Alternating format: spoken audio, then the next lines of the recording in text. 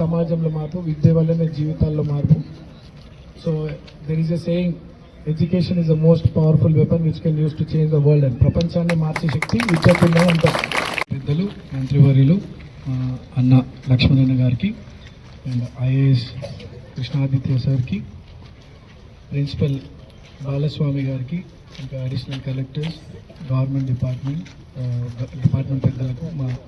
Father Srisailam Yadav గారికి, స్థానిక leader సత్యమన్నకి, and ఇక్కడ వేదిక మీద ఉన్న పెద్దలకు, ఈ school zonal officer, deputy secretary and state officers and zonal officers, అందరు వేదిక మీద ఉన్నటువంటి పెద్దలందరికీ, ఇక్కడ ఉన్నటువంటి టీచర్స్కి, స్టూడెంట్స్కి అందరు కూడా నమస్కారం. సారీ నాకు మరి మీకు అందరికీ సుపరిచితులైనటువంటి మన మంత్రి గారు అబ్దుల్ లక్ష్మణ్ గారు మాట్లాడాల్సిందిగా కోరుతున్నాం. Thank you sir.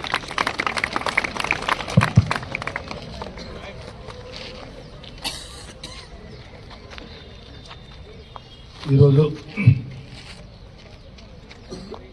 షేక్పేట్ సంబంధించినటువంటి సెంట్రల్ ఆఫ్ ఎక్స్ప్రెస్లో పిల్లలు ఆహారపరంగా ఇబ్బంది జరగకుండా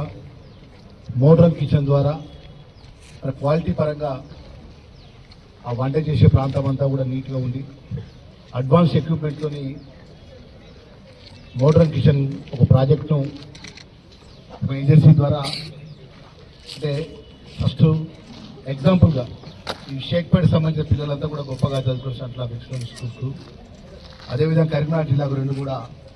మినిస్టర్గా మొదటిసారి బాధ్యతలు తీసుకున్నాక ఫార్మల్గా దాని యొక్క అనుమతి ఇచ్చి ఈరోజు దాని ప్రారంభోత్సవ భాగంగా రాష్ట్రంలో గౌరవ ముఖ్యమంత్రికి, కాంగ్రెస్ పార్టీ ప్రభుత్వానికి, కాంగ్రెస్ పార్టీకి ఒక మలుపు తిరిగినటువంటి మా తమ్ముడు నవీన్ యాదవ్ ఎమ్మెల్యేగా గెలుపనేది రాష్ట్రంలో ఉన్నది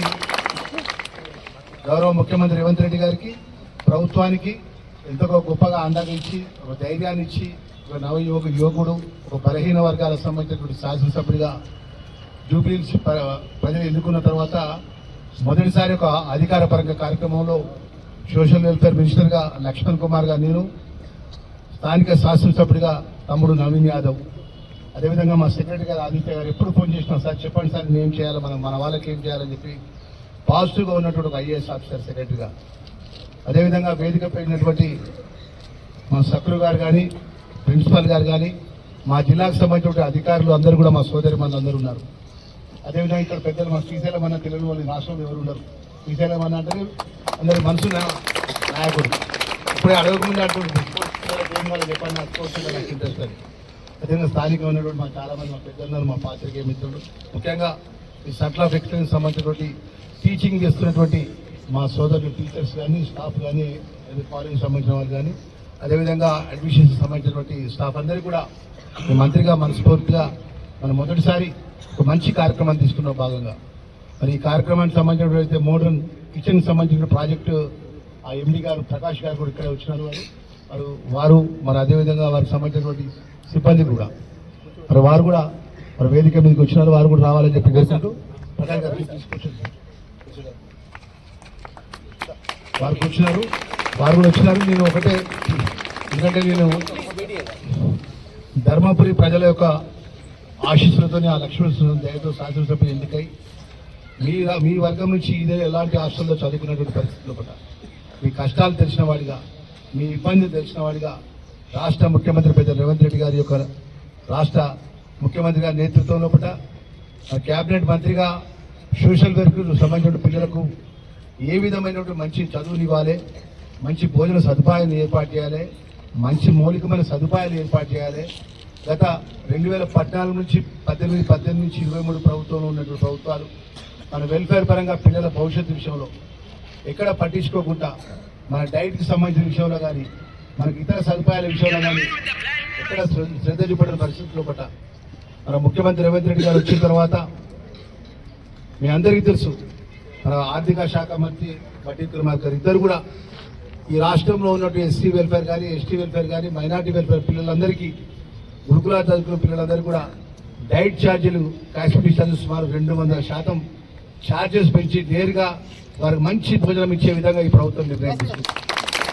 మీ అందరికీ తెలుసు ఈరోజు భోజన పరంగా పిల్లలకు మరి గొప్పగా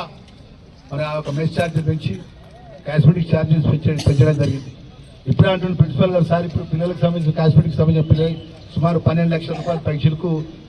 ప్రిన్సిపల్ అకౌంట్లో ఉన్నాయి సార్. పిల్లలకు ఆ కాస్మెటిక్ సంబంధించిన ఏదైతే కొనుక్కుంటారో పిల్లల అటెండెన్స్ బట్టి వాళ్ళ చదువును బట్టి వాళ్ళ అకౌంట్లో జమ చేస్తా అని చెప్పి ఇప్పుడే ప్రిన్సిపాల్ గారు చెప్పడం జరుగుతుంది. మా సెక్రటరీ గారు కూడా నేను ఈ సందర్భంగా ఏదైతే మోడర్న్ కిచెన్ సంబంధించిన ఈరోజు ఏదైతే ప్రారంభించుకున్నామో ఈరోజే పిల్లలందరికీ కూడా వేడి పుల్కాలు ఇచ్చినామని చెప్తున్నారు ఆ ప్రకాష్ గారు. మరి ఆ విధంగా పిల్లలకు మంచి భోజన సదుపాయాన్ని కానీ ఎక్కడ ఇబ్బంది జరగకుండా ప్రత్యేకమైనటువంటి అన్ని విధాలు కూడా మార్నింగ్ బ్రేక్ఫాస్ట్ కానీ మధ్యాహ్నం లంచ్ కానీ డిన్నర్ కానీ మరి ఎక్కడైతే ప్రిన్సిపాల్ వారి యొక్క నేతృత్వంలో వారి యొక్క స్టాఫ్ అంతా కూడా మన పిల్లల తల్లిదండ్రులు ఎంతో కష్టపడి మన ముఖ్యమంత్రి రేవంత్ రెడ్డి గారి మీద నమ్మకంతో మీ అందరి మీద నమ్మకంతో వాళ్ళ పిల్లలు మన హాస్టల్లో చదివిస్తున్నారు.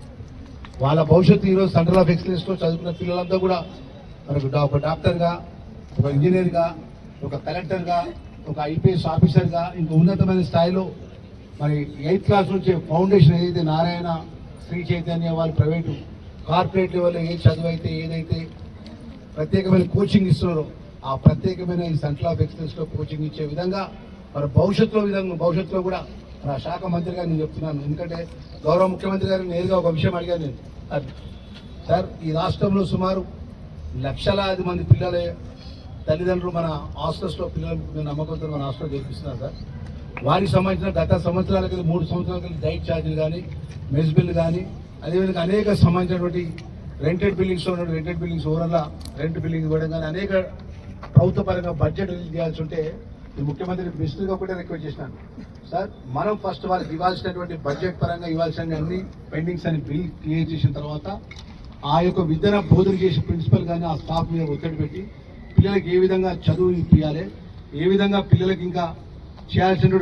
బాధ్యత ఏమున్నదనే విషయంలో కూడా మరి పెద్ద ఎత్తున ఆలోచన చేద్దామని చెప్పేసి ముఖ్యమంత్రి దృష్టికి తీసుకెళ్ళినప్పుడు మన ముఖ్యమంత్రి గారు ఎస్సీ ఎస్టీ 2 వెల్ఫేర్ ఉన్నది, అదేవిధంగా డిజేబుల్ వెల్ఫేర్గా మొన్న మైనార్టీ కూడా నా దగ్గర ఉండే మరి దాన్ని దృష్టిలో పెట్టుకుని ముఖ్యమంత్రి గారు ఏమన్నారంటే ఒక 1-2 months లోపల అంటే జనవరి తర్వాత ప్రతి నెల మొదటి వారంలో ఎంటైర్ సోషల్ వెల్ఫేర్ కానీ, ఎస్టీ వెల్ఫేర్ కానీ, మైనార్టీ వెల్ఫేర్ కానీ, బీసీ వెల్ఫేర్ కానీ అన్ని వెల్ఫేర్ సంబంధించినటువంటి పిల్లల డైట్ కానీ, మెస్ బిల్లు కానీ, ఆ సంబంధించినటువంటి టీచింగ్ స్టాఫ్ కానీ, నాన్ టీచింగ్ స్టాఫ్ కానీ గ్రీన్ ఛానల్ ద్వారా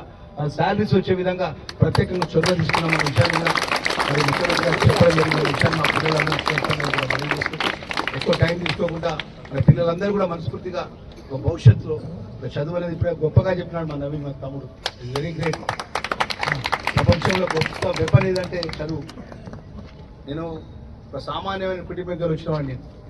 నేను కరీంనగర్ జిల్లా పరిషత్ చైర్మన్గా బాధ్యతలు తీసుకున్న రోజు ఒక సీనియర్ ఐఏఎస్ ఆఫీసర్ బోత్ తీసుకున్న ఫస్ట్ అడిగిన మాట ఏంటంటే, సార్ మీరు ఏం చదువుకున్నారు సార్ అని అడిగారు. అంటే మేము ఎంత పెద్ద ఎమ్మెల్యే అయినా, ఎంత పెద్ద జిల్లా పరిషత్ చైర్మన్ అయినా, ఏ ఎంపీ అయినా చదువు అనేది చాలా గొప్పది. ఆ చదువుతోనే మనం ఒక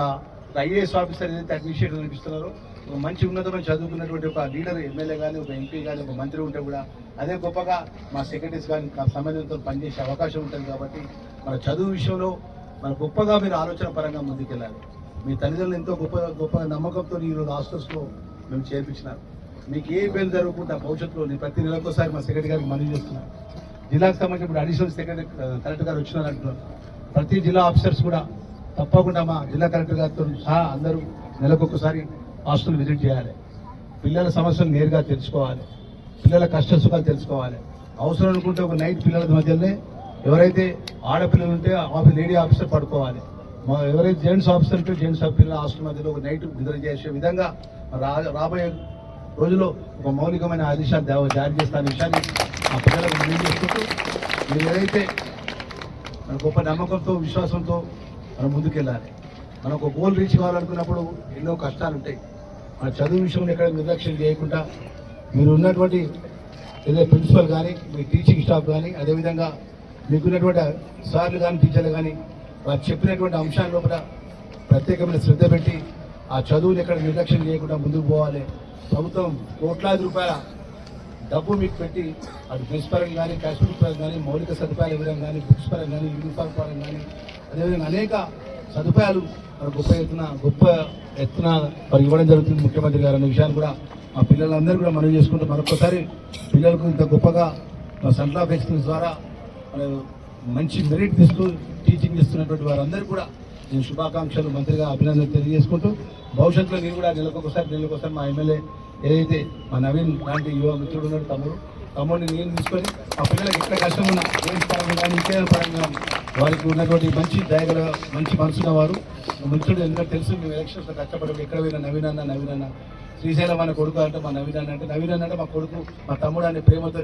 అంత ఆప్యాయత గుండెల్లో ఉన్నట్టు శ్రీశైలం నా కొడుకు అంటే మాకు నవీన్ అంటే మా తమ్ముడు అంటాడు వారు శాసనసభ్యులుగా ఉన్నాడు కాబట్టి ఈ ప్రాంతానికి సంబంధించినటువంటి ఇక్కడ మా సెక్రటరీ గారు చెప్తున్నారు కాంపౌండ్ వారి విషయంలో కానీ ఇక ఇతర విషయంలో కూడా సెక్రటరీ గారికి ఇది పూర్తిగా అన్ని విధాలు కూడా నేను యాజ్ ఎ మినిస్టర్గా సార్ మీరు ఏ డిసిషన్ ఇస్తున్నా మీరు ఏ ఫైల్ పంపించినా నేను సంతకం పెట్టలేదు సార్ మన పిల్లల భవిష్యత్తు ఇంపార్టెంట్